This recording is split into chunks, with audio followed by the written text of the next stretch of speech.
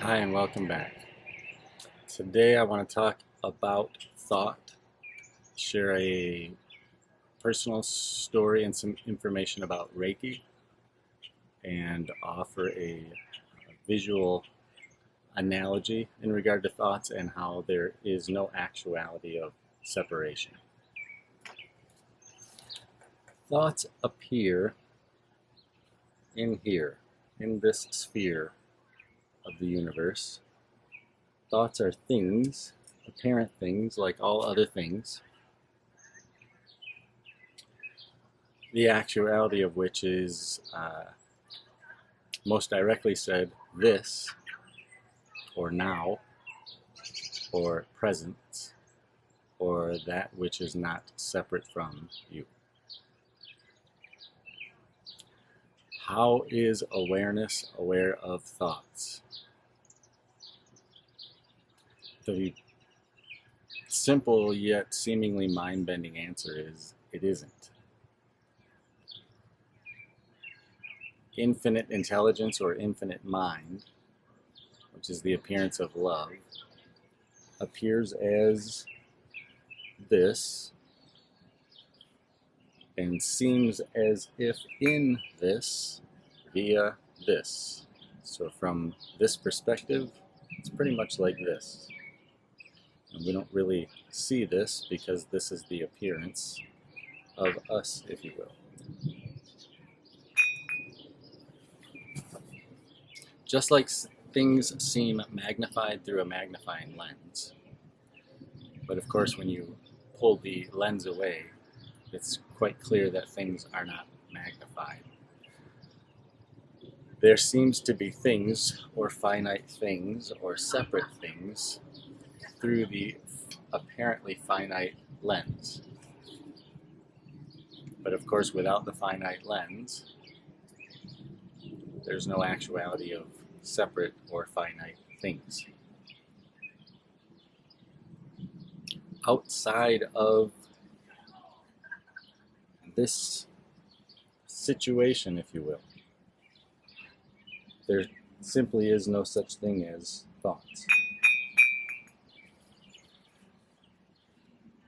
There's also no such thing as inside and outside, as those are, of course, thoughts. So to be clear, what I'm saying is there's no such thing as thoughts, any which way you slice it, and any implication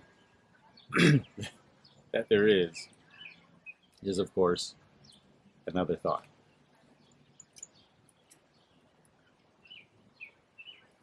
Thoughts are appearance, just like the spheres are appearance, just like perception is an appearance. Another word for this appearance is creation. So in sentiment, I would say, and you might agree, that thoughts are within creation, of creation, for creation, and are quite literally made of awareness or the creator. Thoughts are for communicating, for concepts, for ideas, and again, in sentiment, I would say are for the betterment of creation. A key distinction is an apparent finite thought can never turn around and actually describe or define or make a true distinction in any way in regard to the infinity or the infinite being, which is appearing as what I'm calling the thoughts. You might think, but Phil, you're doing the thing right now, the very thing you're talking about. These are your thoughts. It seems so, admittedly, but Phil is another thought. Doing is another thought. When you no longer believe thoughts, what is very clear is that thoughts are appearing of a source. And that is more or less the end of pointless ruminations and the beginning of insights. If you are on the path, awakening, enlightenment, self-realization, etc., and you are conceptualizing and trying to wake up by thinking or resolving in thought or figuring out, In a way, this is very much going in the wrong direction. Not that there is a wrong per se, but the activity of what could be called voluntary thinking or figuring out is the very activity of thought which is made of or the substance of what you are looking for. As Rupert Spira describes, this activity of thinking is like clouds in the sky. The sky is consciousness, awareness, being, or love, the very no thing which is sought. The sky is what is appearing as the clouds. And much like the experience, I would add to what I've heard from Rupert, that much like the experience of reading a book, you can get very lost and submersed in the story. And it can be great to be lost in a story. But in the claiming, there can also be suffering. But you can always put the book down and realize you were just lost in the story. Putting the book down, or not trying to figure out enlightenment, is what practices like meditation, yoga, breath work, etc. are all about. It might be helpful to consider thought and understanding as shared. To not claim these as yours, but to see that thought and understanding are very much analogous to water, as if we are all the fish that water is appearing to be. Having said that, here's a more personal story.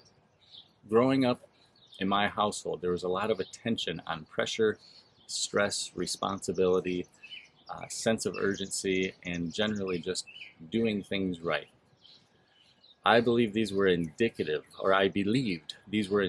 of reality, or you might say of this place, or of living, or simply just how things are, which kind of contributed, in a way. I kind of created a dog-eat-dog, a misunderstood version of the survival of the fittest perspective, and did not realize I was creating this perspective because I believed the thoughts to the extent that I thought it was just true of reality or the world or just how it is.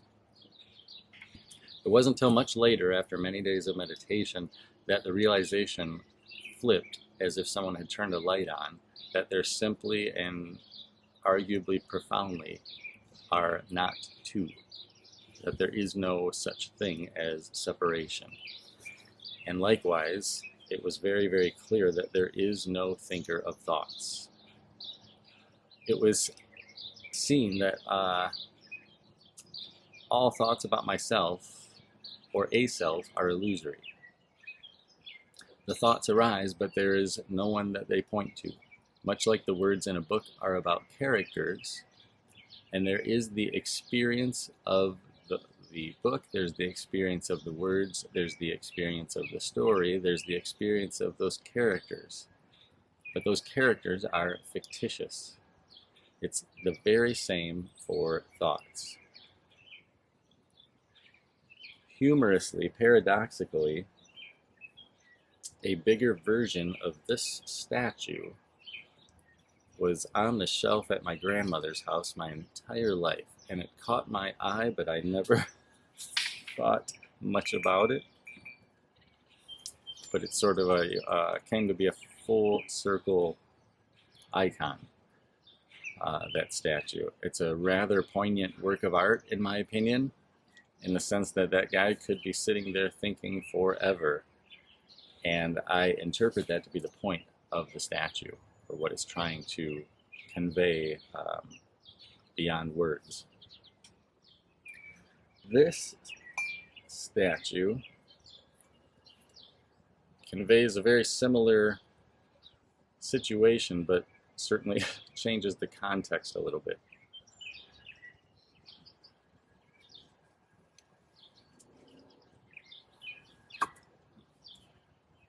You might say there's two kinds of rumination. The undesirable, unpleasant, discordant rumination, or excessive thinking or existential rumination is what I'm pointing to here, as sometimes referred to as monkey mind. That term is not meant to be insulting, quite the opposite. The point of the term is to realize that you are not a monkey. Even further, that you are not the male or female, the man or woman you might very well believe yourself to be.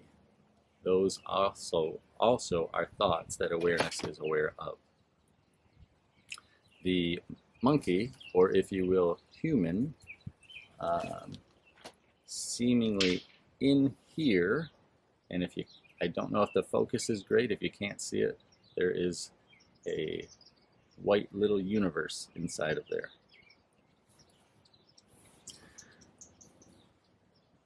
Seemingly in here, but there is no actuality to in here, because you are what is appearing as the spheres. This is your world which you are being. This is your creation which you are being. It's made of awareness, and there are not two awarenesses. The believing of thoughts is why you likely believe that you were born, but have no actual direct experience of being born. This is why you likely believe you will die, but have no actual direct experience of this so-called death. But what about people I've lost? Certainly there is death. Or so it seems, as an objection. I've lost people as well, relatives, family members, friends, and a son. Please keep what's being said so far in this video in mind when I phrase this way. See through the duality or two-ness implied by language. I am aware of something you might not yet be aware of, that what we are right now is that which never actually comes or goes, but appears. This could begin to go down a path of sounding cold or dispassionate. So I want to be clear. I'm not saying there isn't the emotional experience of loss and mourning. There is. In my experience, this can be a very difficult, gut-wrenching emotional experience, no doubt. Yet at the same time, these are the very life events which often lead to questioning reality and yourself and what it all is, what it's all about, who you really are. And that is what I'm intending to speak to you realizing some things about the truth for yourself, which is really ultimately the only satisfying answers. Though the separate self is only the illusion of self-referential thoughts, there is so much to be said for the relationship between you and your source. Is there an actual separation? No. Again, to be clear, you are source, appearing as the spheres, and thus appearing as the you. Everything is you, which makes it seem like there's a you in here.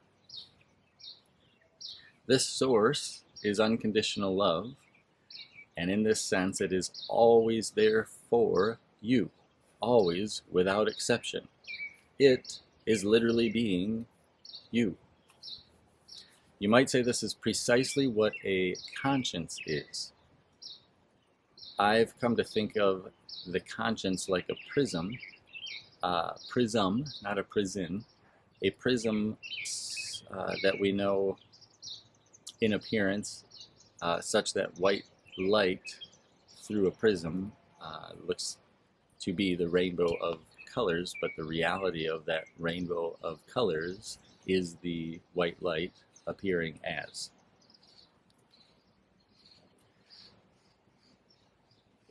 In terms of conscience, that's an interesting word. I would suggest that that's sort of the direct connection. And when I'm using the word connection, I don't mean to imply that there is a separation or that there ever could be a separation and that there's a reconnection.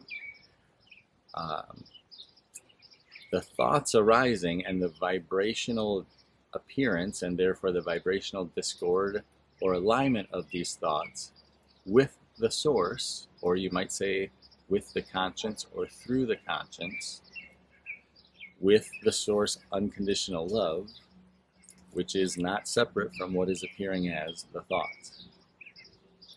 This feeling, this discord and alignment, is the very breadcrumbs home or to self-realization, depending on how you frame that up, or to remembering who you really are. I use the term for this feeling of this discord or alignment, sensational guidance, in the hope that it is heard, and that what's more deeply heard is that you are never without it. You cannot take feeling or sensation off like you could a jacket, because the hue is the appearance of it. Hopefully you can see through the finger quotes. The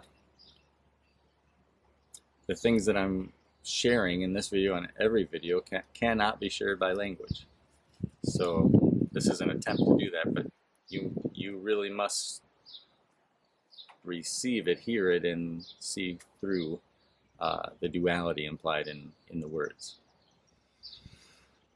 These realizations can be very insightful in regard to not only loss, but to emotions like anger or sadness, and the emotion of unworthiness or powerlessness, and even to, and I say so-called lightly, and there'll be future videos about this, but even to so-called anxiety, depression, etc.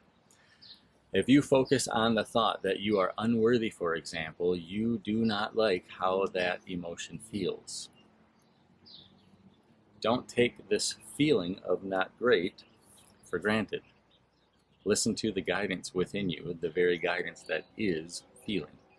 You're feeling the discord between focusing on a thought and the actual truth or source or unconditional love, which is eternal and cannot, quote, join you in that thought that you are unworthy. It simply doesn't resonate because it simply isn't true about you. Reiki classes, I wanted to mention that. I've been meaning to mention that for a while in my videos. I took Reiki classes. It was an amazing experience. Literally eye-opening, as in third eye opening. I highly suggest taking the classes. I want to share some things about it, but I just want to really make a point to say I would look into it, but I wouldn't take any of what I'm saying or any of what you find online and run with it. I really want to emphasize taking the classes and having that experience in that setting with a teacher or instructor or coach, and with other people is really, really what it's all about.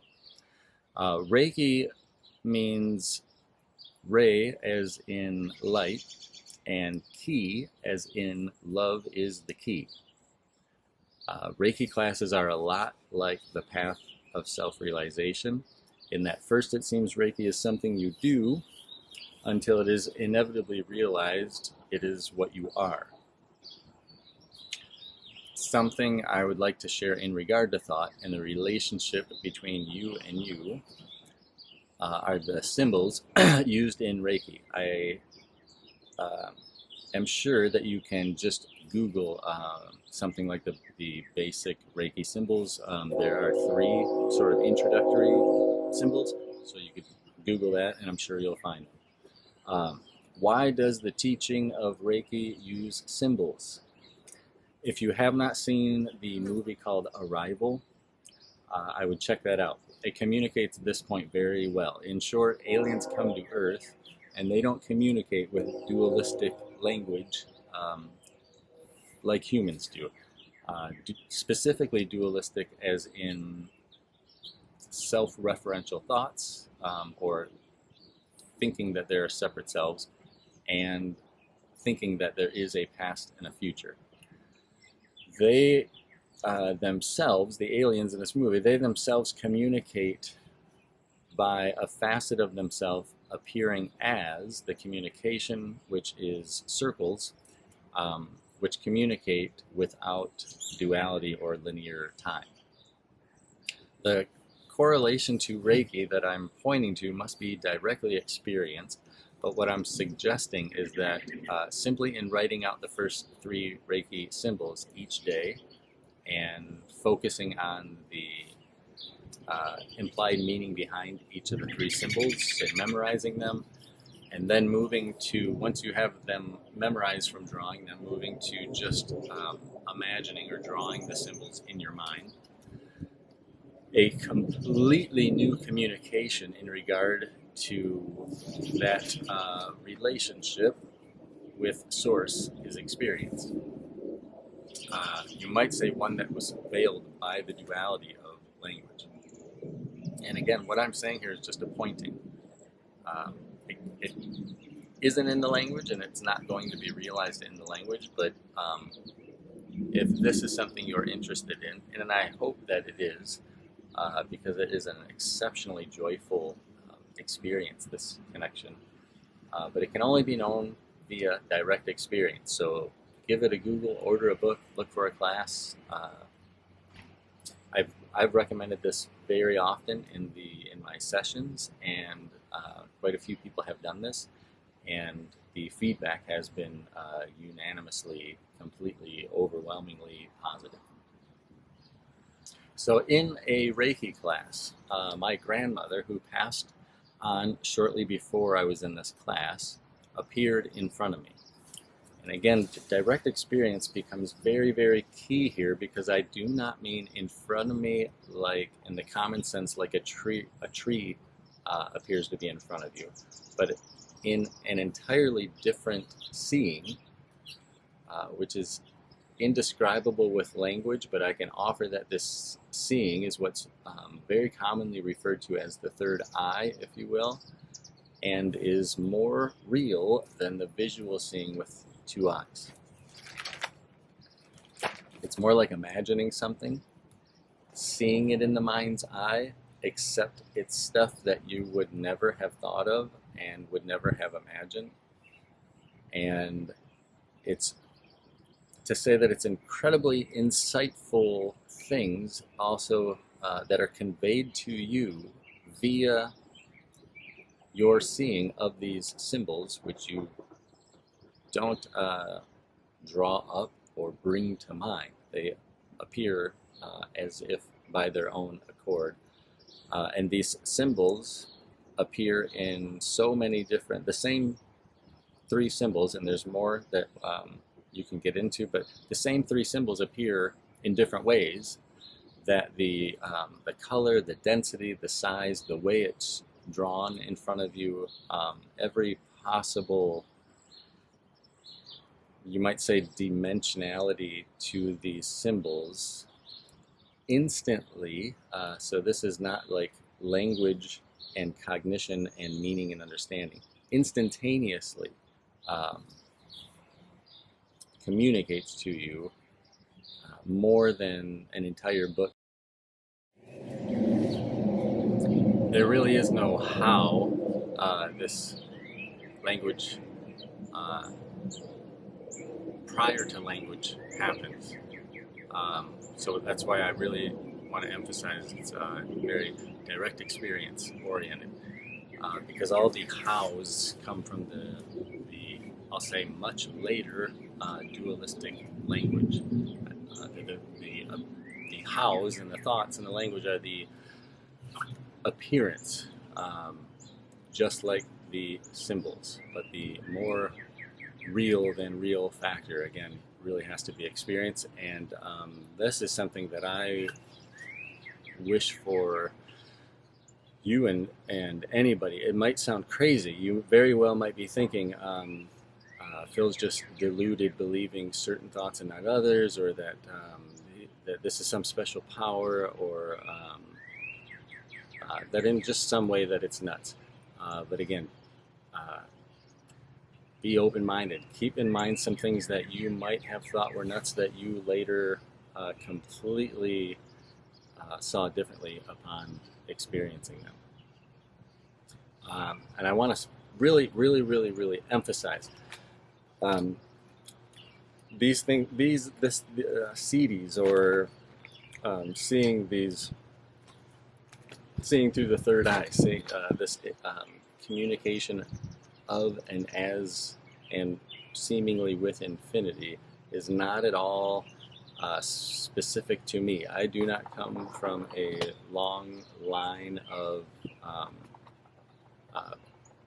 people who experience this or have ever even heard of this or are into self-realization at all. So hopefully that's helpful in an empowering, confidence way, in an encouraging way to just get hands-on with these things and try it for yourself. And I suggest you'll be thrilled with what comes of it. So again, while it might sound nuts, there is the experience of losing people, and it can be very painful and difficult. Yet in truth, that feeling, that pain, is itself a communication of truth. In actuality, no one is ever lost, but the realization of this, how that even makes sense, and the ineffable, wonderful feeling and / knowing of this, it really is in the neighborhood that this, your own neighborhood, so to speak, that this lies in your own self-realization, or consciousness realizing itself, or perhaps most simply put, just simply this. So in Reiki classes, my grandmother just appeared and said, want to see God's patience? And I, of course, said yes. And she made appear, or materialized, a rock in her hands. And I thought it was very funny, and we both laughed pretty deeply. She was exceptionally on, or spiritually very witty and clever, like that. And the punchline, of course, is that God is being the rock too. Again, I fully admit that what I'm saying sounds kind of nuts, especially, or to the degree that you are accustomed to what I would call the materialist paradigm, or conditioning, or the believing of thoughts about separation, especially in regard to yourself. I get that, and I do want to add that that's kind of the point of sharing, the inspiration of starting a YouTube channel and sharing any of these videos and this info. All just pointings. This morning, my grandma appeared again and said, "Do you want to see God's humor?" And I said, in thought, if you will, "Of course I do." And this statue appeared in her hands. I don't know if that's as humorous to you as it is to me, but I thought it was touching and very, very funny.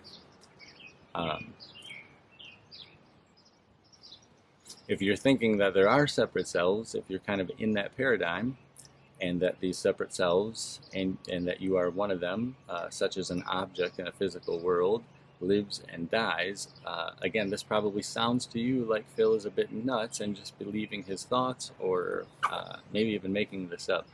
But I strongly suggest, I want to say, I can assure you that the full circle, if you will, or the path is just riddled with paradox and paradigms, which is in large part why I use these statues and these things like the spheres in hopes of connecting communicatively with you, similar to how the Reiki symbols have been communication-wise connective in my relationship, if you will, with Source. To say that it's life-enhancing and life-changing doesn't really even begin to do it justice. So I'm going to turn the camera now and cut to a different clip so you have something to look at as a symbol, if you will, a visual analogy, while I explain an analogy for thoughts and Source. Again, my hope is that you see the truth of this analogy, and that you consider this as a symbol versus just the comprehension of the words that you'll hear when I'm narrating. So the sprinkler analogy.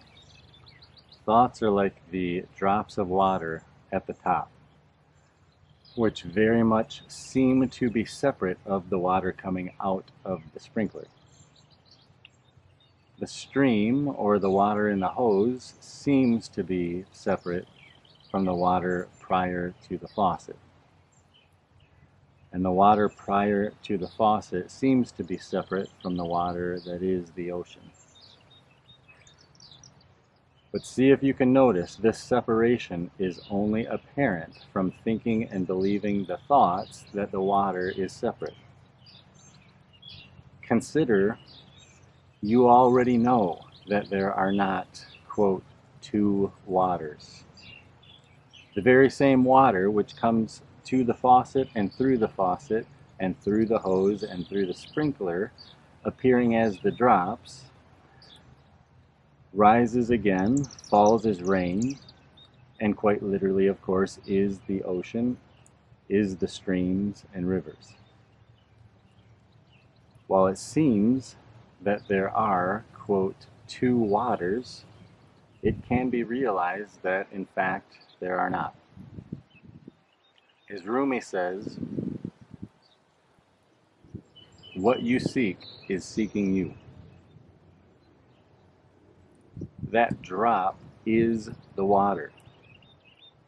There is no actual separation, but thought makes it seem so. Thought never defines, never touches, if you will, the ever pristine perfection pointed to with the word perception. Try not to focus on questioning if any arising thoughts are true, but instead focus on seeing if there is a thinker of thoughts, and contemplate the absence of the self, of the person, is love.